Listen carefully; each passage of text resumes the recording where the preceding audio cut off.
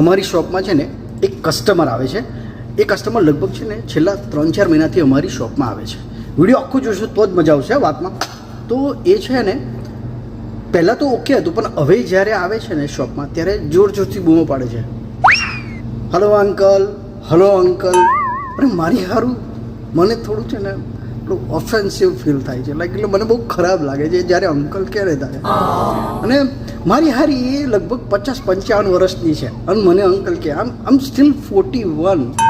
No doubt થોડા hair જવા માંડ્યા છે, પણ what can I do about it? I will figure it out. કંઈ હોમ રેમેડી યુઝ કરીશ ને પછી લઈ આવીશ, પણ અંકલ કહેવાય એટલે પછી એ છે ને લાઈક 2-3 દિવસ તો એને બોલ્યો, મેં સહન કરી લીધું, દિલ પર પથ્થર રાખીને સહન કરી દીધું, પણ યાર પછી મારાથી સહન ના થયું. એટલે મેં છે ને એક રસ્તો કર્યો. એક દિવસ એ આવી અને મને અંકલ બૂમો પાડવા માંડીને, એટલે મેં જેવી એ પૈસા પે કરવા આવી ત્યારે મેં કીધું હલો ગ્રેની.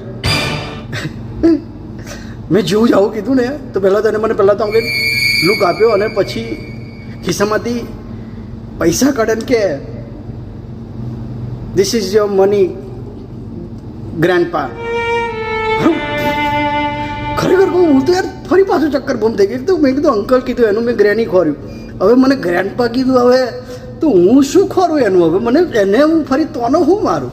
મારી હારી એક તો ગુસ્સો કરી ગઈ, પાછી દરવાજો જોતાં જોતાં બી બેન કરી ગઈ.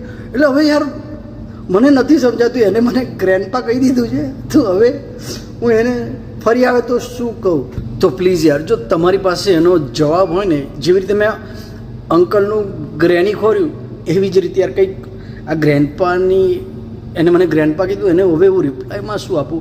પ્લીઝ આ વિડીયોમાં કમેન્ટ કરીને જરૂર કહેજો. અને કમેન્ટ કરવી ના કરવી તમારી મરજી, પણ યાર ના હોય DM કરી દેજો, પણ કહેજો કે એને હું કહું હું મારી હારી તોનો મારીને કરી. બોલો ભારત માતા કી છે, વંદે માતરમ. તો ઇન્ડિયન હોય ને તો કમેન્ટ કરજો ને મને આન્સર જરૂર આવજો. હું ડેફિનેટલી એને કહીશું, આપણે ગભરાતા નથી હો કોઈથી.